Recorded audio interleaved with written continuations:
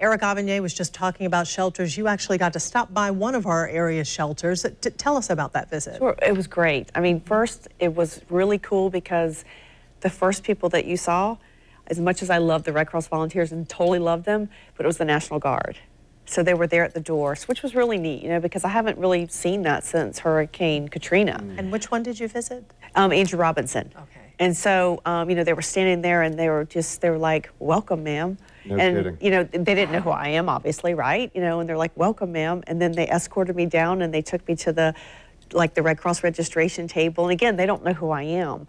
But it was just really cool because everybody was treated that way. So, and just I was there a couple of hours, and whether the kids were playing or, you know, they were working with the volunteers or the families were, you know, having fun. I mean, they were actually having fun. You would not have known it was a shelter if you didn't know it was a shelter. Well, part of what I love about that story is it kind of sets the tone, right? I mean, when people are coming into the shelter and it's scary that I have to leave my home, that I need to go there, and so automatically the first impression you get is somebody from the National Guard saying, they were so warm and they were so inviting, and then of course, you know, and of course, I love the Red Cross volunteers the most, right? But it was just like it was so natural. It was so natural, and you know, as the individuals were coming up and people were talking and they were sharing their experiences, I mean, they had great stories. We had a family that had been through Katrina, and that they went from Louisiana into the Houston area, and then they moved to Jacksonville several years ago. So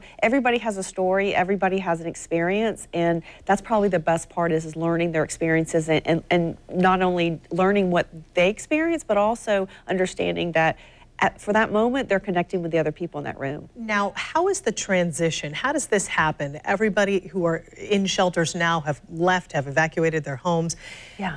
The homes now, if there are any homes that are damaged or, God forbid, destroyed, or those who are at their homes, in addition, maybe losing property, how does the Red Cross transition from helping those who are already in the shelters to now helping people as they try to get back to their homes? Great question. So first and foremost is shelters stay open until the emergency personnel, or in this case, emergency management, local government say, okay, we now believe it's safe. You know, everyone can leave the local Red Cross shelters now, go back to your homes.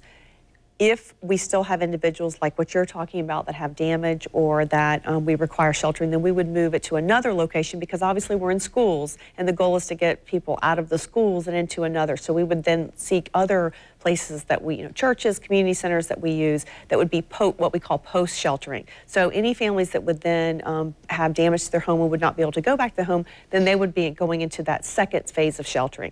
So first is the first phase of sheltering, then the second, the post-sheltering, and then begins the cleanup process and assessing the damage and trying to understand, okay, what are going to be the needs over the next day and then the next day, and what's going to happen over the next couple of weeks. Yeah, so I'm curious about this. Red Cross, big organization, you're focused locally.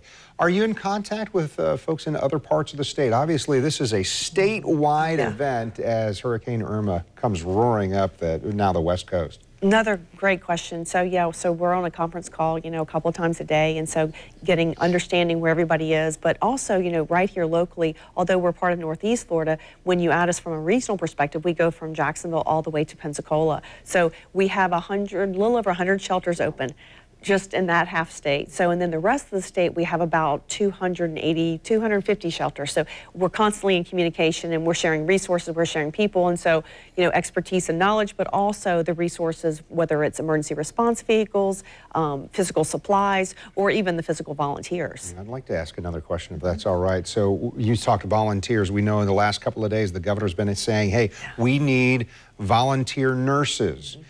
Are you finding a shortage there? Are you finding people stepping forward to help out? Because really what that need is nurses to come help folks who have special medical needs who are in shelters, right?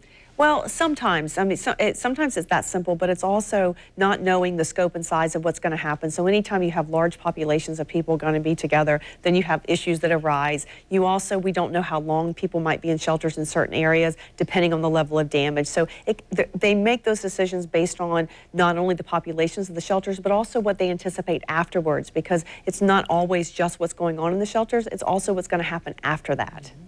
Through the power of social media, we have people that are watching online out of state who used to live here or have family here or who have evacuated from here and they're still watching. And who want to help. Is there anything that you need? What can people do to help, knowing that there are going to be people in need? Well, first and foremost is, for tonight and until we get through the storm, we want everybody to be safe, and we want everybody to take those necessary precautions to be safe. And then as soon as everything gets good and we know that everybody's safe and sound, think about volunteering, coming in and being a part of our process.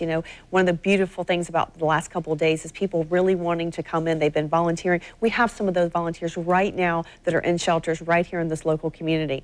Obviously, financial contributions are what keeps the engine running, but at the end of the day, right now at this moment, it's really about having those physical human beings that are really being a part of the process. So volunteering and making those financial contributions, that keeps everything running for us.